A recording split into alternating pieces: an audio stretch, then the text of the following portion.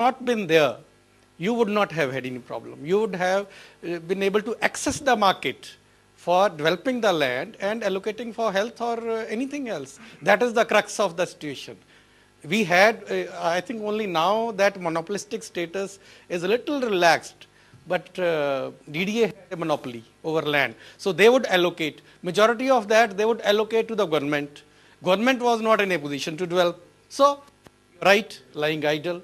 Whereas, I mean, the land for the hospitals is required by the private sector. And I mean, just little clarifications where and yes, as a driver of the health policy, I mean, I am a student of health policy, I mean, public policy really. It's the job of the government. It is the responsibility of the government to drive the health policy or any policy whatsoever. I mean, you are policy takers. You are policy takers. The policy driver is the state, whosoever that is. Thank you. Just a point to be added there. Whatever be the allocation and the mode of allocation of the land, my point which I was trying to make was that land should be made available at a very subsidized or perhaps a magical 1 rupee per square foot or whatever figure it may be. The implementation of why that has been done has to be stringent. And if there are hospitals which are blatantly defying this for the last 15 years, I think the government has compounded its mistake by keeping quiet. My argument, even in government meetings, is in the favor that, okay, you gave land so subsidized or whatever, at least that created infrastructure in the city. At least the services are available to those who can afford. And that's not happening in Ghaziabad. That's not happening other places. If land as a medical town cities are identified by the government and the infrastructure is built, good amount of young talent, if they are given facilities, schooling for the children, basic amenities, and a good place to work, professional environment, a lot of people will think of that. I'm not saying at the present moment they will go, but the idea and a move towards that will happen. Another thing, sir, sorry, I forgot another issue. It was presence of government and private sector in primary, secondary, and tertiary healthcare. Okay, to me, in primary healthcare, private presence is the most. All those clinicians like me, one-man clinicians or whatever, they are in the primary sector only. It is the preventive healthcare where the cost cannot be recovered. There is no alternative but the government, but the state. You do not expect private player to invest if he cannot recover. It's a free access. See, there are two fundamental issues. That private sector comprises of both corporate sector, which is for profit, and not for profit, the voluntary sector. Now, having been, I remember we signed the deal with Delhi government when they allotted 4 acres of land to me for 40,000 rupees. This is the Batra Hospital. I'm talking of 1982. So we got 4 acres of land for 40,000 rupees, but with some obligation. And till today, Dr. Bagai will bear with me that yes, those obligations are still being met. And Dr. Singla, you know very well that Batra is complying. I think one of the institutions which is complying fully. Yeah. The second very important aspect is that the state governments realizing that they have to incentivize investment in healthcare because the price is a function of cost. The corporate sector can reduce the price of their services dramatically if their cost of construction, and which includes the cost of land, is reduced. So government is actually helping them subsidize their fee structure. Now, there are at least 2 more examples. We have already identified in Jammu and Kashmir that in order to attract corporate sector, we need to pass a legislation, and that we are going through in March this year. Another example where legislation was not required was Raipur. I'm chairman of an advisory council for Vedanta, which is building a 350-bedded cancer hospital. Now, we argued with the Chief Minister for 2 hours, and he allotted 50 acres of land for 1 rupee with no obligations. So there are the government public policy, and by virtue of the necessity, must look at this cost because it goes as a revenue to the state. What will they do as revenue? I've said more than what I wanted to, but there are many examples where land is being given to healthcare sector at a very, very highly subsidized or at no cost basis. We'll take Mr. Mahajan's question because he's been standing for, and that will be the last question. After that, please interact during lunch if you have questions. Yeah, go ahead. Actually, I have a different take on whatever we are discussing. This is the Healthcare Leaders Forum. We're talking about government, private sector, this thing and shortages, etc. Well taken.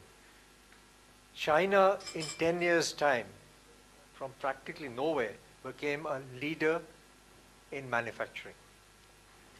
Today, even as we stand in this room, within 5, maybe 10 years' time, India has a potential, I said potential, to become the leading healthcare provider. Let me give you 2 or 3 points so that you don't totally say this guy's gone bonkers. One point is manpower, which is the most crucial thing if you ask me. Every year, 3 lakh people sit for the medical entrance exam, and about 30 or whatever thousand odd people make it. I am 100% sure even if 2 lakh could make it, they would not make maybe the best doctors, but they definitely make serviceable doctors. So we have a capacity of increasing our medical raw material, if I can call it, 10 times. So that's something we can do in 5 years' time. Next, talk about the next thing, hospitals. I am from IT field. I'm a management consultant. I have only one observation to say. We make each hospital as if it's a product of love. An aircraft carrier, if some of you remember the olden days, used to take about 13 years to make. It was again a product of love. Came Second World War, and America after Pearl Harbor didn't have a choice. They had to make aircraft carriers like yesterday. They brought the 13 years lead time for making an aircraft carrier to 9 months. As a manufacturing man, how did they do it? Let me share it with you. And then I like to extrapolate how it's going to impact the healthcare thing. Just like you make cars, they put the whole thing on an assembly line. Standard modular blocks, you assemble them. Don't design everything. Make 3 or 4 standard modular designs, say for planes, for a 50 bed, for a 100 bed, so and so. That means you do not have an infinite variety. Now when you standardize it, you do 2 more things. Whenever a hospital gets started, the processes, the architect says, men make houses and then the houses make men. Because depending on your layouts and other things, your processes in the hospitals, etc., and facilities will change with the layout. Now if you have a couple of standard designs, which obviously can be decided and also for different locales, for different specialities, etc., and we don't have an infinite variety, then we can have standardized processes which we teach to all our med school students and make it a part of their med school hospitals. So when they come out of the assembly line, if I can call it, of the medical school education system, they are immediately productive. And they can transfer from one hospital to another hospital without being, it's not that Apollo follows some system, this thing. And a corollary to that is all these processes, if they are reasonably standardized and they are backed up by a good EMR like what Dr. Ahmed is doing, and it's a very bold step, I can assure you. I've been in Vista for about 5 years, and I can say one thing, it is an affordable healthcare system. It is very comprehensive, it's very complicated, but it's the only system which I think will be able to create and support a national healthcare information sharing system, which is what the US right now, they've got about 300 EMR systems, and they're going crazy trying to make a regional or a healthcare system. And then all the things which you talked about, portability of healthcare records, all that thing. And if you have a good healthcare system, it can straight away buttress your public healthcare, it can straight away buttress your, cut down your re-examination and all those costs, etc. I just wanted to share this. Thank you. Hello. I had one of the topics in my mind to address very briefly was the education and the doctors and system, but I think it's a topic which will actually have a 3-day seminar and still will be groping for answers. I think whichever human being you put in whichever assembly line, you will not be able to get a doctor. I think building doctors is a very unique phenomena. It takes 6 years to get a primary MBBS doctor. It takes another 3 years to do your MD and MS, and it takes another 3 years to finish your MCH or DM. That is, if the system works properly and you get your seats without reservations and without everything else. So it takes a good 12 years before a specialist starts training in private. I'm using the word starts training in private. So even if we start now, it's 12 years down the line that we'll have specialists on the field. Being gone through the full gamut of up and down 15 years and beyond, I think an MBBS doctor is still going to be learning medicine for a very long time. I'm completely in disagreement, and I cannot have been in more disagreement than having a 3-year rural healthcare scheme. We're going to be producing half-baked pancakes. You cannot have this sort of system. You cannot have short answers for a very major problem. I think the grassroots problem needs to be addressed. The healthcare system in India needs to be addressed, which Medical Council of India is doing, or rather is trying to doing, but then the government is interfering.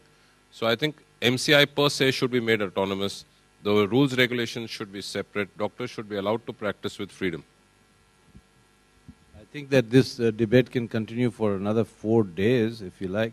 So I actually want to thank our panelists for taking the time out and for the audience for being actively engaged. And please engage with them during lunch if you can. Thank you all. Thank you.